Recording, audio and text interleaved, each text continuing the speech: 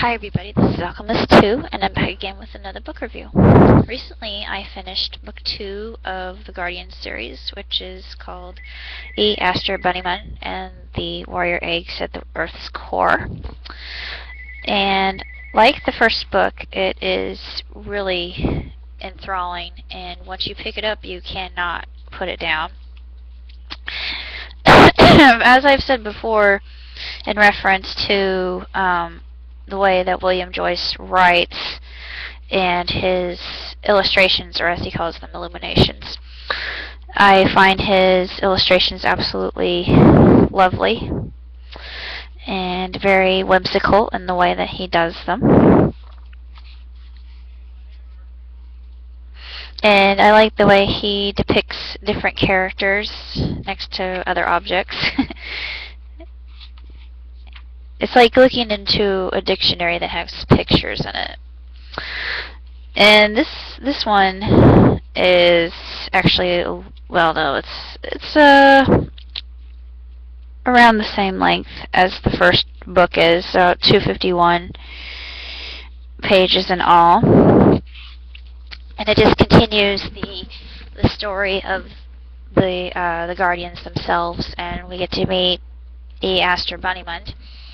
And he seems to be even older than North, which is rather intriguing. And he's rather egg-centric.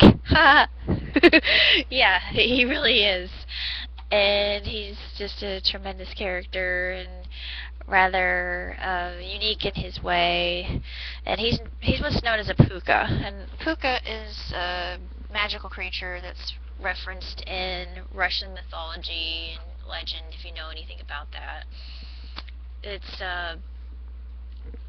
I'm not sure if pukas could be good or bad. I think that they can be good. They're a spiritual sort of creature. At least it's not Baba Yaga. Ugh. That's one character you really have to be careful of, because she'll come along in her traveling house and she'll snatch you away.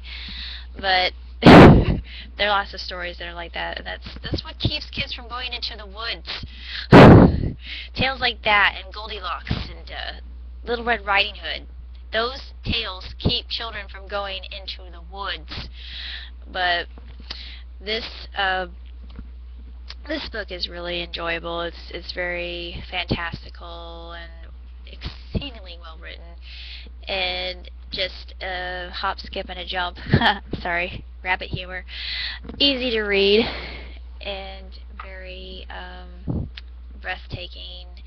And it gives a lot of history about Aster, quite a bit, and North and Ombrick and Catherine and all of our beloved characters are back, and of course Pitch is also back, and it talks about the Golden Age and the Man in the Moon and the importance of what was known as the Golden Age, and it's really quite intriguing and intricate in the way that it's done, and I highly recommend it for William Joyce's fans.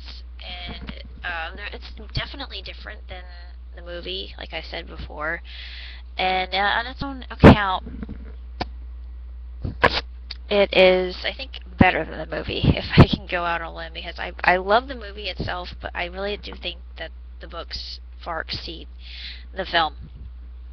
So this particular one I give 2 thumbs up and 5 stars because of just the way it's written and how absolutely remarkable it is, and truly it is a tremendous book, and I think it can be enjoyed by children and adults alike. And those of us who have seen the Rise of the Guardians, we can really appreciate this book a little bit more, because it just has so much more depth to it than the movie does. And that's actually kind of unfortunate, because the movie itself is really a work of art, and it just gives me a taste of nostalgia and childhood.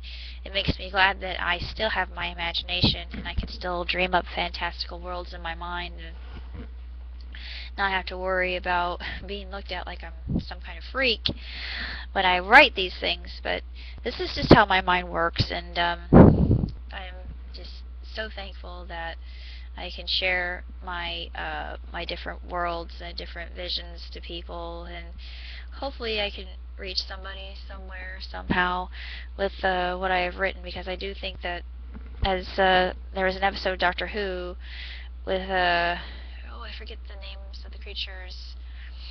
They were trapped thanks to Shakespeare's words, and I actually forget that episode, but it had to do with Shakespeare, and the Doctor and Martha were, I think they were, no, I think they were called the Sycorax.